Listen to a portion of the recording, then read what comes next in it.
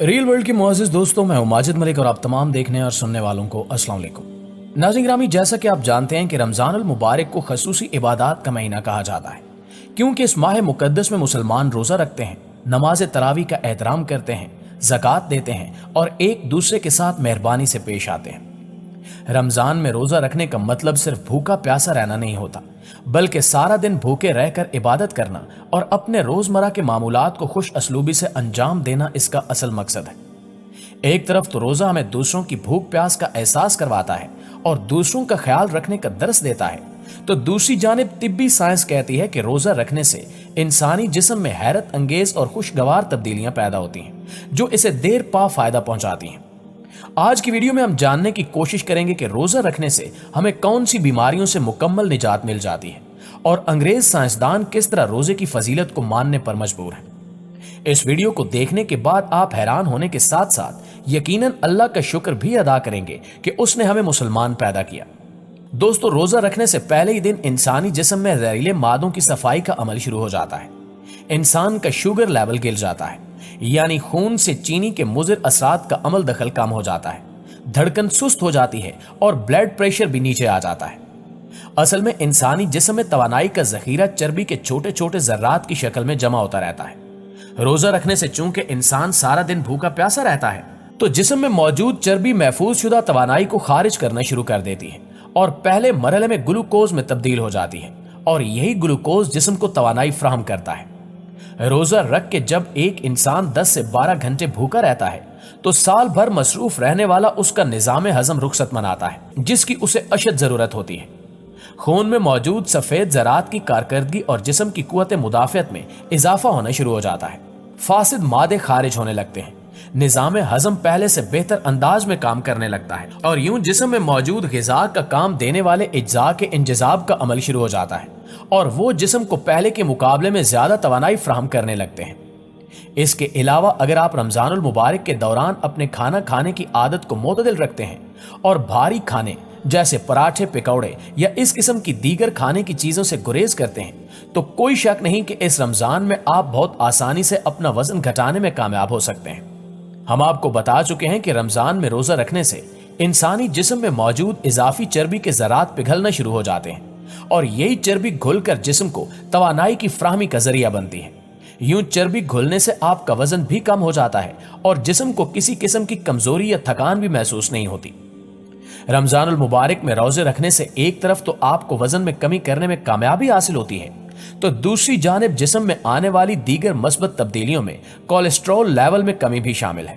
اس سے آپ خود کو پہلے سے توانا اور دماغی طور پر چست اور ہلکا پھلکا محسوس کرتے ہیں، اس لیے کہ اب آپ کا جسم اپنے دفاع کے لیے پہلے سے زیادہ فعال اور مضبوط ہو چکا ہے۔ حال ہی میں UAE میں امراض قلب کے ماہرین کی ایک ٹیم نے ایک مطالعے سے یہ نتیجہ اخذ کیا کہ رمضان میں روزے رکھنے والے افراد میں چربی بننے کا عمل کم ہو جاتا ہے، جس کے نتیجے میں کولیسٹرول کا لیول بھی نیچے آ جاتا ہے، جس سے دل کے دورے اور دیگر بیماریوں کا خدشہ انتہائی کم ہو جاتا ہے۔ ان سب سے ہٹ کر آپ کے دماغ کی کارکردگی اور صلاحیت بہت تیزی سے بڑھ رہی ہوتی ہے۔ اسی طرح امریکہ میں ہونے والی ایک تحقیق کے مطابق روزے میں انسان بھوکا رہتا ہے تو اس دوران اس کا بدن ایسے خلیات پیدا کر رہا ہوتا ہے جو خاص طور پر انسان کی ذہنی کارکردگی سے تعلق رکھتے ہیں۔ یوں یہ نئے بننے والے خلیات سیدھے اس کے دماغ میں پہنچتے ہیں اور تناؤ میں کمی لا کر انسان کی ذہنی کارکردگی کو کئی گنا بڑھا دیتے ہیں، اور یوں آپ خود کو دماغی طور پر چست اور ہلکا پھلکا محسوس کرتے ہیں۔ سائنسی تحقیقات نے روزے کا ایک اور فائدہ یہ بھی ثابت کیا ہے کہ اس سے بلڈ پریشر کنٹرول میں رہتا ہے۔ بلڈ پریشر دنیا میں بہت ہی عام بیماری ہے، یہاں تک کہ پاکستان میں 50 سال سے زائد عمر کے 1/3 افراد کو بلڈ پریشر کی بیماری ہے۔ روزے بلڈ پریشر کو کنٹرول کرنے میں مفید اور معاون ثابت ہوتے ہیں۔ جب انسانی جسم میں پانی کی مقدار کم ہوتی ہے تو بلڈ پریشر بھی کم ہو جاتا ہے۔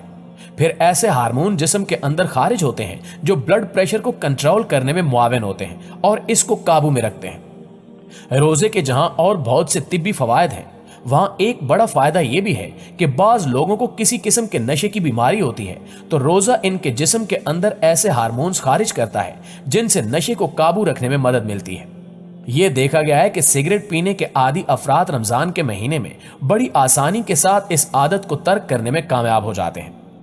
इंसान में ज़हनी तौर पर यह सलाहियत पैदा हो जाती है कि वो नशे की तलब को कंट्रोल कर सके और इस आदत से निजात हासिल कर सके। दोस्तों, सिर्फ मुसलमान ही नहीं बल्कि अंग्रेज माहिरीन तिब्बो सेहत इस बात पर इत्तेफाक करते हैं कि रोजा एक तिब्बी मुआवजा है और कई अमराज का कुदरती और यकसर इलाज है। जैसा कि ऑक्सफोर्ड यूनिवर्सिटी के प्रोफेसर मोड पॉल कहते हैं कि इस्लाम का मुताला करते हुए जब मैंने रोजे के बारे में पढ़ा तो बहुत हैरतज़दा हुआ कि इस्लाम ने मुसलमानों को रोजे जैसा तोहफा दिया है। मैंने इसे आजमाया और मुसलमानों की तरह रोजे रखे।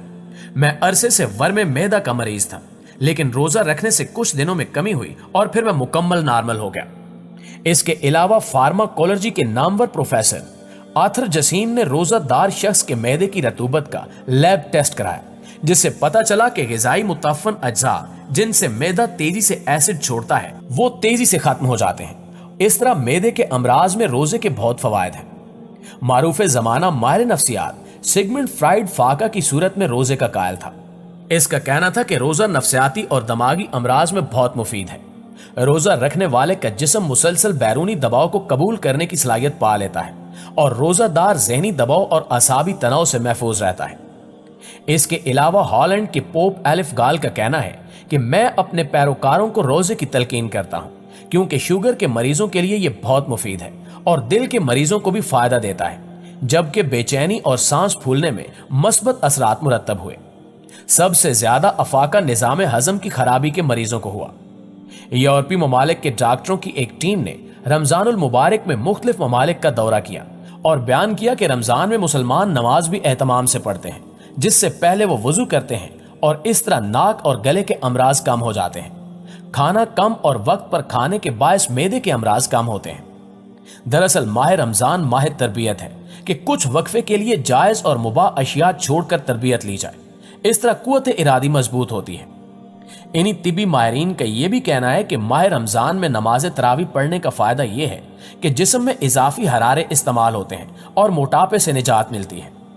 हर रकत पढ़ने से 10 इजाफी हरारे जलते हैं और बार बार उठने झुकने और बैठने से जिस्म के जोड़ों पर एक हल्की फुल्की वर्जिश से मस्बत असरात मुरतब होते हैं। और फिर रोजों में तिलावत कुरान से ना सिर्फ दिलो दिमाग को सुकून मिलता है बल्कि यादाश्त में भी नुमायां बेहतरी आ जाती है। तो दोस्तों, अब इन मालूमात की रोशनी में जो हमें जदीद तहकीक और मुस्तनद इदारों से हासिल हुई हैं, हम कह सकते हैं कि माह सयाम के रोजे रखें और अपने जिस्म को जहरीले मादों से निजात हासिल करके ताज़ा खुलियात पैदा करने दें, ताकि आपको रूहानी सुकून के साथ साथ जिस्मानी फवायद भी हासिल हों। 15वें रोजे के बाद आप देखते हैं कि जिस्म के सारे जहरीले मादों का खात्मा हो चुका है, निज़ाम हजम की मुरम्मत हो चुकी है, जिस्म से फालतू चर्बी और फासिद मादों का इखराज भी हो चुका है और बदन अपनी पूरी ताकत के साथ अपने फराइज अदा करना शुरू कर देता है। दिमाग और यादाश्त तेज हो जाती है, तवज्जो और सोच को मरकूज करने की सलाहियत बढ़ जाती है। लिहाजा हम सब को चाहिए कि इस माह मुकद्दस के दौरान खुद को रब्बे करीम की इबादत और हम्दो सना के लिए वक्फ कर दें, क्योंकि वही है जो हमें हमसे ज्यादा जानता है और हर हाल में हमारा भला चाहता है। दुआ है कि अल्लाह ताला हर मोमिन मुसलमान को माह सयाम के तमाम तर रोजे रखने की तौफीक अता फरमाए। आमीन।